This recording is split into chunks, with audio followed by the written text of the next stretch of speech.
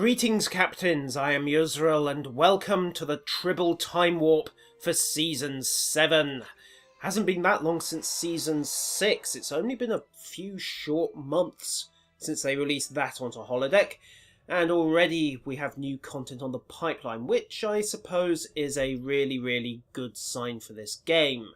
Now then, perhaps the least interesting but most useful feature particularly if you have multiple alts, is the change character option. Previously, of course, you always had to log all the way out and all the way back in. Now you can just do that. And it works very nicely. It's minor, it's a handy little time saver more than anything else. Perhaps not the most inspiring thing to start a Time Warp series with, but hey, why not? Headline feature for Season 7, of course, is the new sector block, Tau Dewa. This is replacing, or rather filling in, the gap between the Psi Velorum and Pi Canis blocks. Previously, of course, you had the Hromi cluster off the northern border of Pi Canis and the Araucanis arm off the eastern border of the Keles sector. They are now individual little nebula objects, as you can see there. Tau Dewa is in place, along with several names that ought to be fairly familiar to you if you're a Trekkie. Narendra was the site of the destruction of the Enterprise C. Are they hinting that we might finally get the Ambassador class in game? Who knows? A lot of fans have been salivating and demanding the Ambassador for ages, so that could be a hint. Khitomer has played a fairly pivotal part in Klingon Federation relations on multiple occasions. Most notably, of course, the Khitomer Accords. It's also where our characters started out on this game. So it'll be interesting to go back and see what that has to do for itself. Nimbus was the site of the planet of galactic peace, better known as a worthless mudball that nobody could be bothered to fight over, so hey, we may as well stick a monument to Ambassador Jetanian's vanity in there. And if anything useful comes of it, hey, why not? We can always fight over it later. The Azure Nebula puzzles me a little. I always thought that was on the Klingon Federation border, because the last time I remember hearing of it, the Excelsior was trying to sneak through it to get to Rura Pente without being picked up by the Klingons. So they were really out of their way, if that was the way they were taking to get to there. However, we shall see. Rumour has it the Tholians have moved in there and are engaged in their usual round of Grand Theft Starship. Speaking of which, we have 4 new PvE missions. As you can see, the whole UI has been updated. Just give you a better look here. So we now have description summaries as well as a limit, or rather a list of what is being offered in each mission. So Omega marks are now the Battle Group Omega STF marks. In effect, they appear to be replacing the EDCs of earlier missions. We have Infected Ground, now known as Infected Manus, which rather gives away a key point. On the other hand, well, everyone's done it dozens of times, if not more, so there's not exactly a plot point to spoil. New one here, Ground 20-player fleet action, Mine Trap. I have no clue what those are. I dare say I'll cover that in a future mission if I can get 20 players together. Azure Nebula Rescue is a quick mission, approximately 12 minutes, rated easy space. Romulan marks are the new currency in this patch. They apparently tie into your reputation system with the Romulan colonies when those are added in, as well as a couple of older events, most notably the Volt Shuttle event now gives Romulan marks as well. So that's an interesting tie-in. It will be interesting to see what happens if I stack up a few marks under the old system and then transfer a character across and see if the conversion happens. I doubt it will, but you never know. There's a new version of the Volt, which gives the Tholians hitting it. That is a capital ship. Apparently the Tholians are attempting to hijack the entire starbase. And the headline for STFs, as far as we are concerned, is Into the Hive, which promises to wrap up the Borg plotline. You'll note that there appears to be no space element for this. So, what shall we queue for? Doobie-doobie-doo. Let's just go for all the 5-man, see what happens. Again, you can see there's a new queue timer, which is quite handy. This UI has been cleaned up quite considerably. Doobie-doobie-doo. What else? What else? What else? Where is it? Where is it? Where is it? The vault. Into the Hive. Let's just do normal for the moment, since I have no clue what I'm doing. Mine Trap, there's no point in queuing for, and the Nebula Rescue. And now, of course, we wait. While we wait, we'll shove that to one side for a second. The mission UI has also had a few tweaks, most notably the in-progress mini window. If we just pick something up. There we go. You can see that we now have a little icon there that will bring up the journal, as well as transwarp icons if you feel so inclined. Alright then, the Azure Nebula Rescue. Let's see what we get. Butt clench drive, engage, because I've never actually played this before. And I doubt anyone else has either, so this should be interesting. Right, the Tholians are engaging in Grand Theft Starship. We are going in to rescue them. We have 12 minutes, and that's all I know. And, oh wow, that's kinda pretty, isn't it? Right, Sub-Commander Mivek.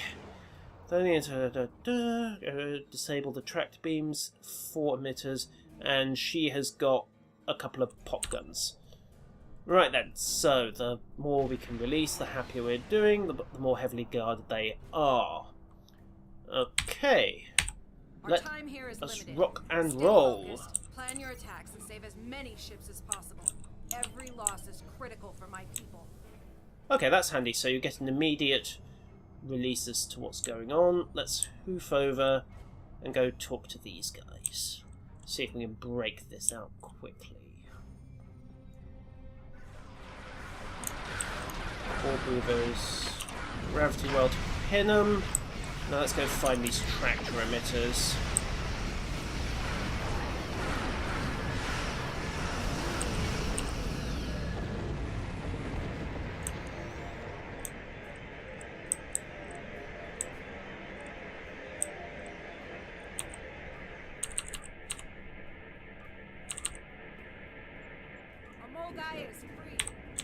Okay. So that's simple enough. I have to note that there is no way to... Whoa. Okay. Have I just hooked myself up? Okay, geometry in these asteroid bases is incredibly cool, but needs some work. Now then, on to the next mill guy.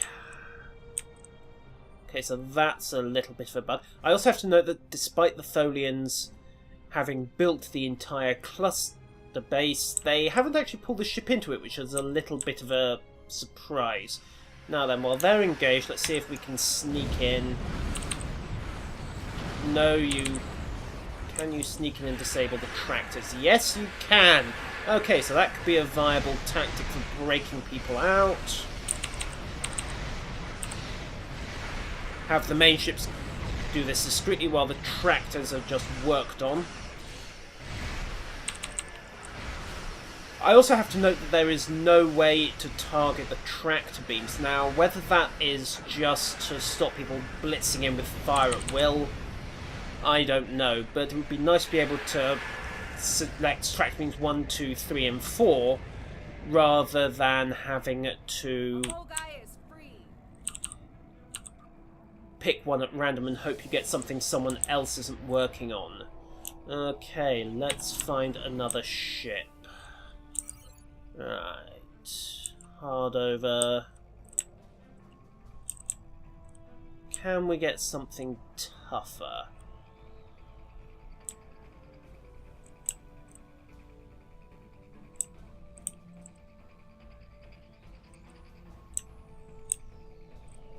Appear to be going for another Mogai again, not to worry. Cloaking vessel would be really, really handy for this, actually. Klingons... having a couple of Klingons on the team, or even a Defiant, would be a really useful advantage.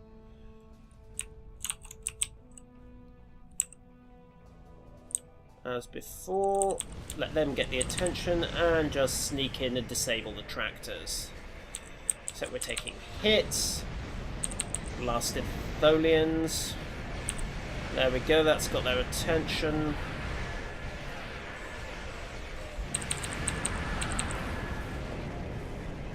Disable the tractors again.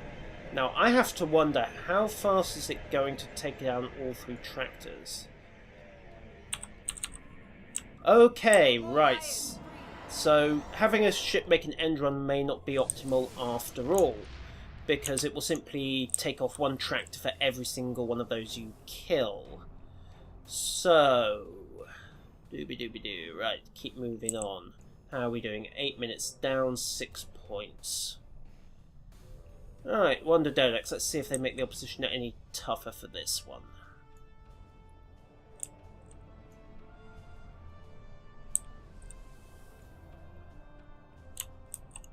Hard over, charged weapons.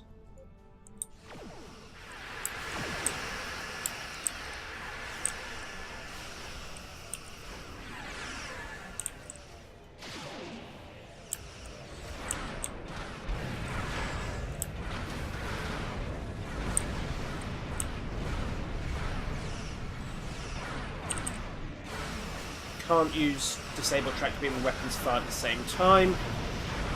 I suppose it depends on how much DPS you've got. If you're simply fighting a delaying action, then your best bet is to have a lot of tanky ships making distraction while a single vessel sneaks in and makes an end run. If you've got enough DPS for it to count, then doing a blitz and a quick kill and then disabling all 4 at once looks like the way to go. So, props to Cryptic. There is a variety of methods to do things here. And the Dodex is angling off. Now then, we need to find another victim. What I will note is that despite having cleared it, we've only got the one thing on long range, so maybe the detection range on these markers needs to be increased, maybe to a whole map option. Let's close it and take these guys down.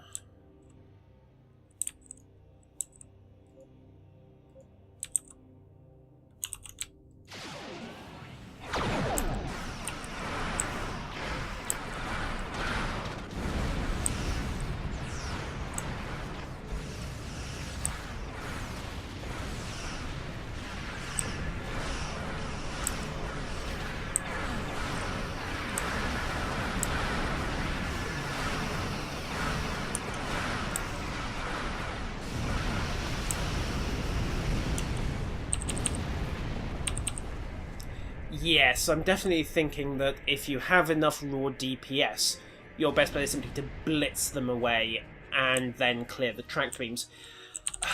I have my niggles about that. Cryptic have always had a tendency to favour DPS in their mission builds, but I suppose in this case there is an argument that sheer brute force is the way to go.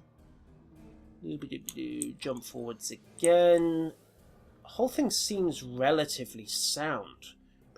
There don't seem to be too many bugs here. It's kind of enjoyable. Certainly with a solid group, this is going to be straightforward. Even more firepower.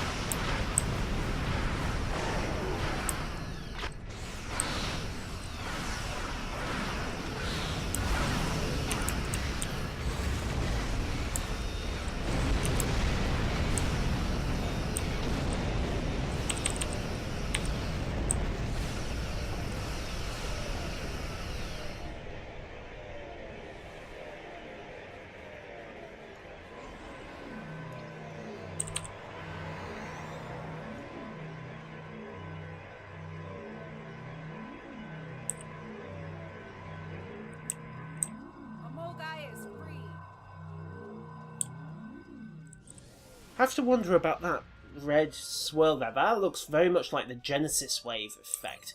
Now, I don't know whether it's intended to represent a big honking dimensional rip that the Tholians are intending to pull their victims through, but maybe. We shall see.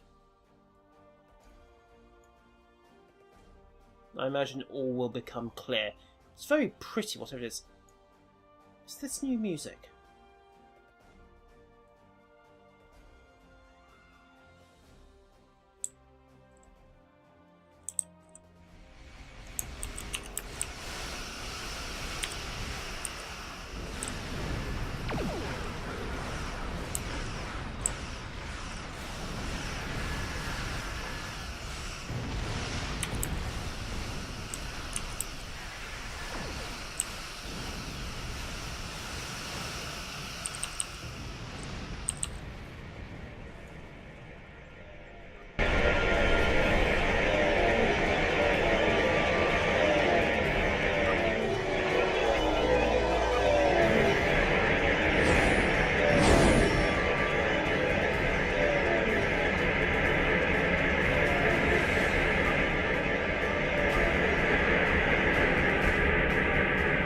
A mole guy is free.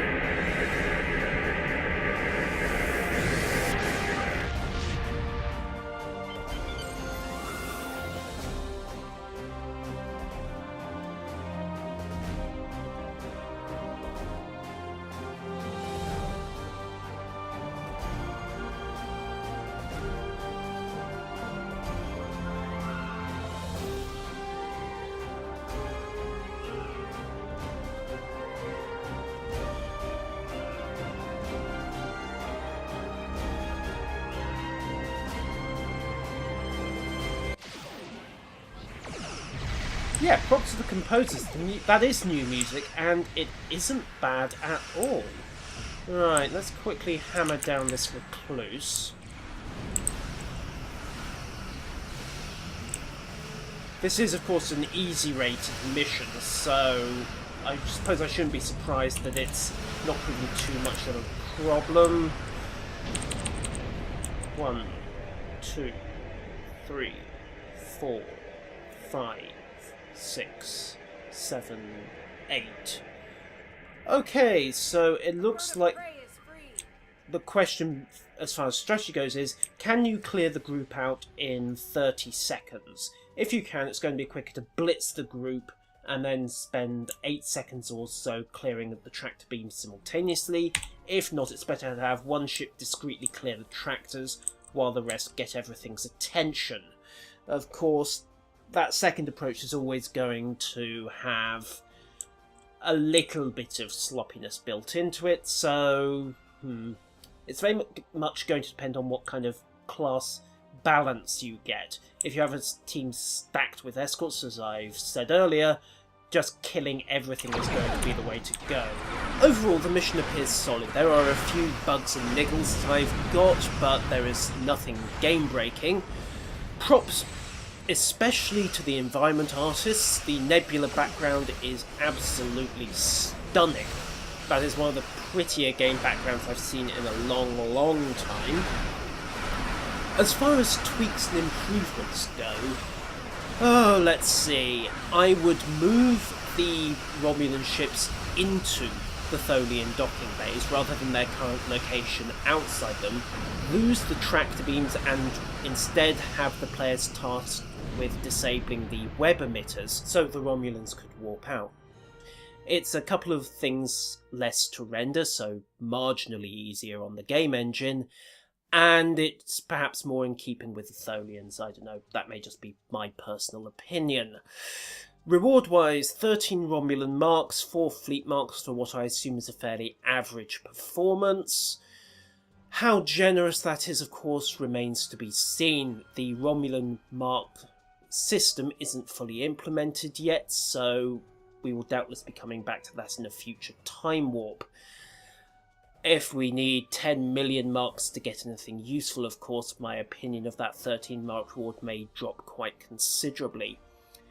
Other tweaks, well, I'd have the ship indicators visible from further away. At the moment, sheer fog of war is resulting in people going for the nearest ship and hang what type it is. Another bug I'd note here is that the tractor emitters are online, even though there's nothing for them to tractor. Another argument, if you ask me, for losing the tractor beams and replacing them with the web, particularly since the web itself is already in place, although I'm not sure whether that's simply part of the environment or whether it is just awaiting a quick switch flip to get it functional and into the mission. Overall, however, this appears to be doing exactly what Cryptic intended it to be, namely a quick 20-minute blast that you can queue up for, jump in and play with a pug and enjoy a good time with, even if you only have a short amount of time available, and even if you don't have time to pre-make a group to guarantee any kind of quality or class balance. As a starter taste of Season 7, it's really, really enticing, and we'll see what the coming weeks have in store. I hope you'll join me for future episodes of the Tribble Timewarp, and should you choose to do so, I'll see you next time.